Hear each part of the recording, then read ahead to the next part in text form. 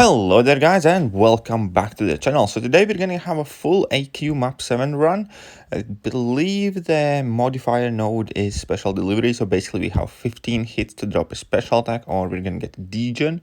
This is a Mystic week, so basically Mystic and Science champions get attack boost of 40% and 20% respectively. Additionally, Cosmic champions do suffer a 40% attack penalty.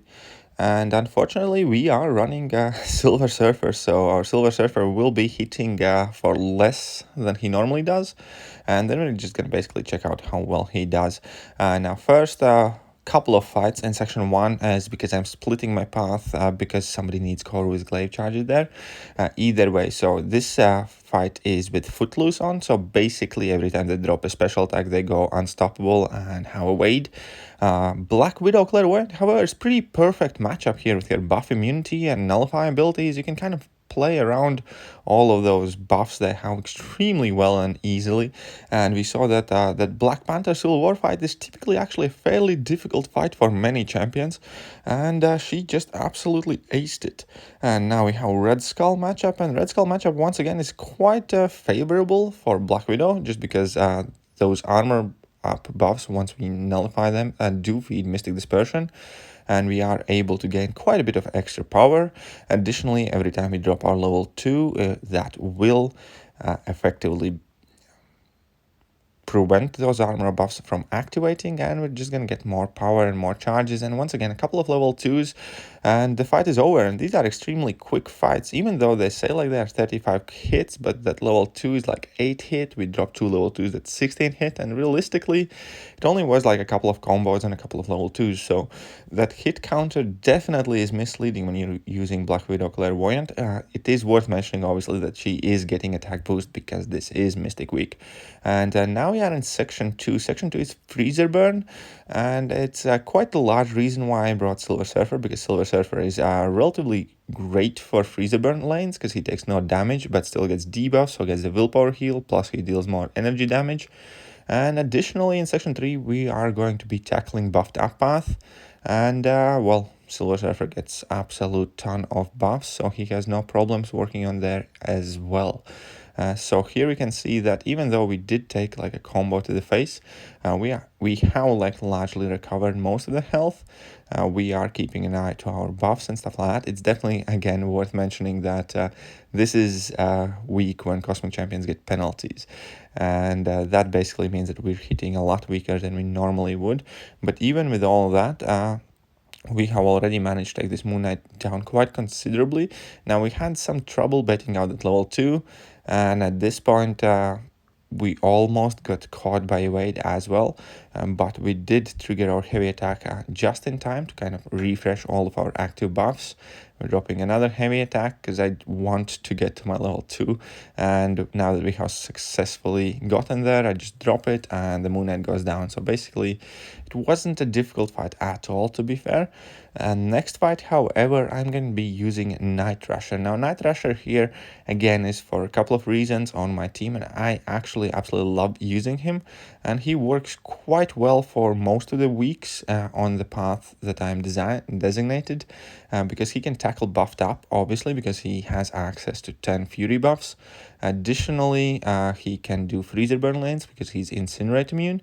And now this Heimdall is in fact quite a tricky guy because he has strike back, so I have to be extremely careful whenever I drop my special attacks, knowing that he's going to gain a full bar of power. But on the bright side, Night Rusher completely ignores that auto block option, that auto block chance that Heimdall has, and I never have to worry about it. And it's a fairly kind of like big deal when you are fighting against Heimdall. Also, in order to keep the fight flowing relatively well, Night Rusher has access to taunt buff, which definitely helps to kind of manage the power quite a lot better, and you do not really get stuck when this Heimdall is all of a sudden unwilling to throw the special attacks. So that is definitely kind of like a noteworthy thing, and this Heimdall is probably the trickier fight on this lane, and Night Rusher tackles it extremely well, and it's probably one of my favorite options, to be fair. And yeah, so just like that, the fight is over. Took us a bit, but obviously Night Rusher is a ramp up champ, and not much you can do about it. I still absolutely enjoy using him. He's tanky, and he just fits a lot of the lanes that I have to do extremely well. And now last fight in section 2 for me is this Yondu. And once again, it's not a difficult fight. You just need to remember that he is unblockable at the beginning of the fight, and then obviously you need to pay attention how and when you try to parry this guy, because his arrow attacks cannot be parried, therefore you cannot parry his light attacks basically. Other than that, obviously Freezer Burn gives us some extra heal, which is super nice. And now I have power gain buff and I have fury buff active as well, so I'm going to be doing some more decent damage. Those furies, they're not the biggest furies, but still give a definitely noticeable attack increase.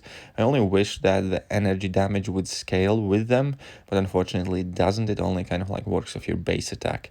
Other than that, yeah, those furies do work quite well. And now at this point, I think I'm about to make a mistake. No, we did refresh in time. This wasn't the fight. The mistake in this fight will be, though, that I will try to parry a light attack by accident and get a bleed on me towards the end. And I also triggered that degeneration, but after I dropped my level 2, he's almost down, and then I just quickly finished the fight off. I was a bit careless with that, the counter of how many hits I have left, and luckily that was close enough to the end of the fight, so I didn't have to lose too much health from that. And now we are free to move to section 3. Once again, I did not have a chance to really tackle any of the mini bosses. However, we will have a fair shot at the boss. And now we have to deal with this massacre dude. And this guy can often be quite annoying, but all in all, it's a relatively simple fight so long as you do not get debuffs on you. If you are fighting this fight with like suicides or many debuffs, then it can be quite tricky because your parries can fail and stuff like that. And another worry is obviously if Massacre refuses to throw his special attacks, because his heavy attacks and his combos in general do cover quite a lot of ground. But all in all, we have managed to get ourselves to 3 and more buffs, so we are dealing damage at this point. I do have to drop a special attack, basically, if I want to avoid having another degen placed on me. And we just dropped that special attack just in time. And yeah, Silver Surfer actually seems quite decent for map 7. I have to give him that because he fits that Freezer Burn lane really well. There are quite a lot of buffed up paths throughout the quest as well, and he does them with ease. And as we saw here, even with the attack penalty, he actually is performing definitely decent. I'd say quite well. I have not many bad things I will say about this guy in map 7. So definitely putting in more work than Thor Ragnarok has ever put in my account. Now, here is going to be one thing that I definitely do find quite an interesting, and is the fact that Daredevil is immune to Disorient. Here we can see that I'm dropping my special one after a light attack and nothing happened. I was like, that's quite weird, and I suspect that it is one of those little Easter eggs that I just hadn't noticed before. I'm sure some of you had, but here again I dropped my level 1 after a light attack, so that means I should have placed a Disorient debuff on Daredevil, but I didn't. So it looks like Daredevils are immune to it, but that still leaves us with Incinerate and Shock. And now that we have those two on, we can drop a heavy attack, start building our Fury, start actually dealing the damage. And even though he has Rage on, we are chopping him down relatively quickly. And with more Furies on, obviously I trigger Rage more often, so at this point he goes fully unblockable, and now we are kind of in the danger zone, right? Because we cannot parry anymore, we need to be careful. And here at this moment, oh man, it just looked so painful. We ate 2 hits, 1 level 1, and we're immediately down to 5%. Now I was lucky enough to have Limber maxed and managed to wade out of the way quickly enough. But man, we ate 1 level 1 and our Night Rusher is practically dead.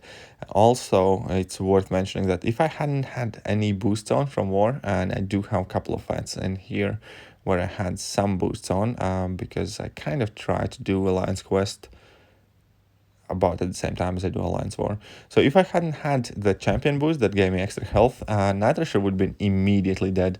Now he survived with 5%, so that was a really close call, but we kind of managed to get through that fight.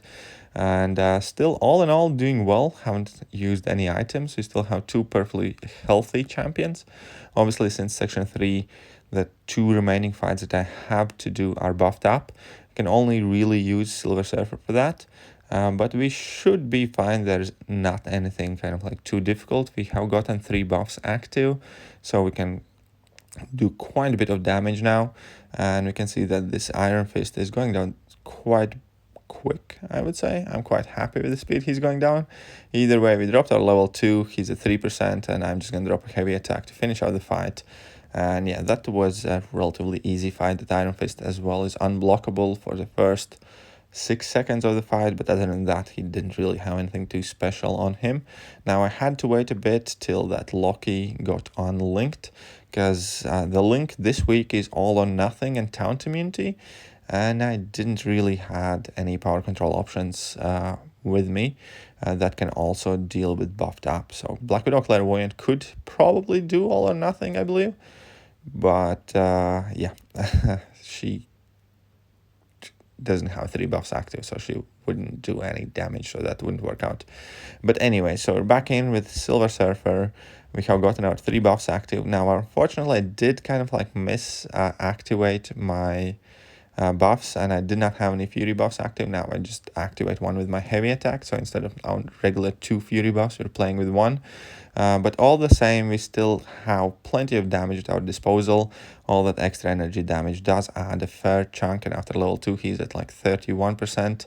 And now I'm just kind of trying to bait out that level 2 from him, and we're going to go in to punish that. I wanted to drop my heavy attack, but I mistimed it, and so I was like really close to the buffs expiring, but we dropped another level 2 and finished off the fight. So that could have potentially been a mistake where I would have had to start building up my buffs from scratch. And now is kind of like the second mistake from the Alliance quest, because I entered this fight and I did not notice that Thanos still had a link active, and then when I tried to parry, I noticed some power gains, some immunities. Then I'm starting to think, something seems a bit dodgy here, right? And yeah, as it will later turn out, we have the stun immunity and empowered immunity, I believe the link name, still active. So obviously he has a lot more attack, a lot more health, and that is the reason why we're not really doing all that much damage. But even with all that, we will still kind of like give it our best go, see how much damage we can do, because, well, kind of because why not? What would be the point of simply kind of giving up? And yeah, we're just trying to push as far as we realistically can. Now at that point I kind of had to drop my level 1, because otherwise my buff otherwise I would get degeneration from special delivery node. But now there we did make a mistake and we nearly got wrecked by that level 2, but luckily we somehow barely survived. Now I'm dropping my level 2, and I'm also pretty much immediately activating that heavy attack that does refresh all our active buffs. And still we're in this fight, so we have spent over a minute now fighting this huge Thanos with his link on. He has like 150 KPI. That's insanely stacked Thanos over there.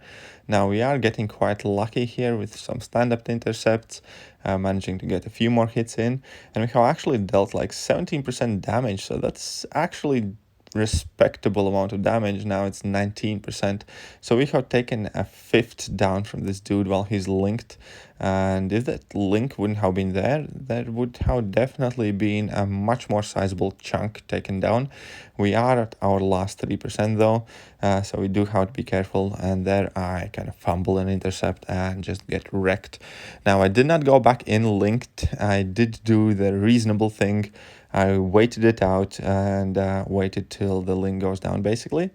And as soon as it did, I did manage to sneak in pretty much straight away as it was getting unlinked, and we still had Black Widow who's healthy. Now I also had like a slither of the health on the Night Thrasher, but I'm not even gonna bother with that because I don't think that would be even enough for a single parry.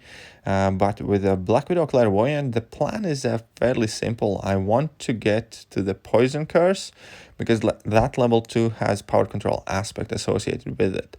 Now, because there is a heal prevention node here active, I'm not even going to try and heal myself up. I'm just going to be kind of trying to launch as many special tools as I can. And the good bit is that I don't have to worry too much about pushing Thanos to level 3, because even if he would reach level 3, I kind of get that power drain effect after the last hit, and I can basically dance close to 3 bars.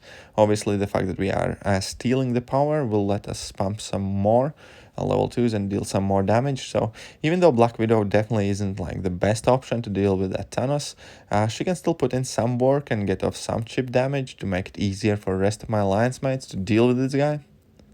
And overall, yeah, I think that Black Widow Clairvoyant is definitely a really solid AQ option if she kind of fits your paths, so on and so forth. With that heal, with that versatility, she could also tackle the freezer burn lane if needs must, like for a fight or two.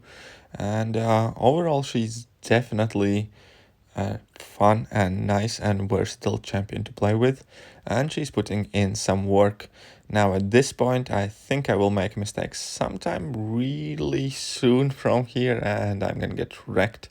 So that will be pretty much it for today's video. This was a full run of AQ Map 7. And basically, I hope you guys enjoyed the video. If you did, hit that like button, hit that sub button, hit all the buttons, and I'm gonna be back again soon with yet another video.